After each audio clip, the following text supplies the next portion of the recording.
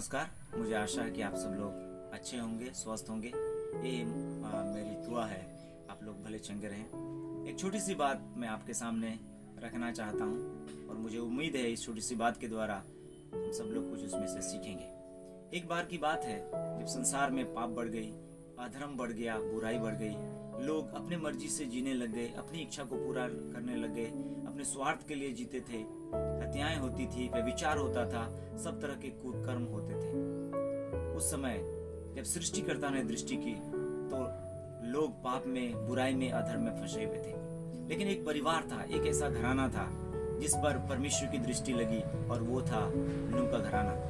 नूह के घराने में नूह और उसकी पत्नी और उसके 3 बेटे और 3 बहनें थी। ये लोग एक धार्मिकता का जीवन जी रहे थे। परमेश्वर ने चाहा कि ये लोग बचाए जाएं, इसलिए परमेश्वर ने नूह से बातें की और उनसे कहा कि तुम्हें जहाज बनाना होगा। और जैसे जैसे परमेश्वर ने नूह को जहाज बनाने के लिए निर्देश दिया, ठीक उसी तरीके से नूह ने जहाज का निर्माण किया।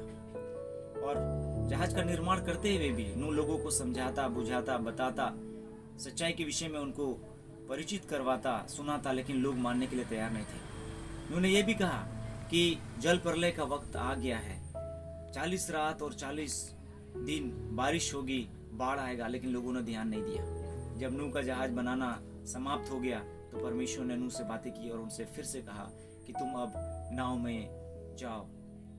नूह के साथ उनके परिवार के लोग और जानवर भी और उनके भोजन की वस्तुएं सारी व्यवस्था की गई और वे लोग सुरक्षित नाव पे चले गए और नाव का दरवाजा को परमेश्वर ने खुद बंद किया।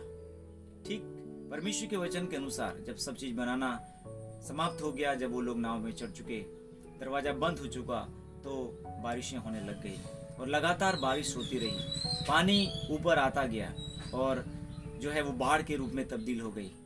जो लोग उस नाव के अंदर में थे, अर्थात नूह और उसका परिवार, वे लोग सुरक्षित बचाए गए, लेकिन जो लोग बाहर रह गए वो लोग नष्ट हो गए। क्यों ऐसा हुआ? क्योंकि वे लोग समय रहते हुए अपने जीवन को नहीं बदले। उन्होंने समय रहते हुए नूह पर, उनकी बातों पर यकीन नहीं किया और इसके लिए उन्हें दुख का सामना करना पड़ा। उन्हें इस संसार से जाना पड़ा, अर्थात वे मृतक हो गए, वे लोग मर गए। मैं इस घटना से, इस कहानी से ये बात बताना चाहता हूँ, जब भी हमारे जीवन में कुछ ऐसी बातें जो हमारे सुधार के लिए हो, यदि कोई कहे तो हमें उसको मानना चाहिए और अपने आप को जांचना चाहिए, अवलोकन करना चाहिए, ताकि आने वाले विपत्ति से हम लोग बच सके और सुरक्षित रह सके।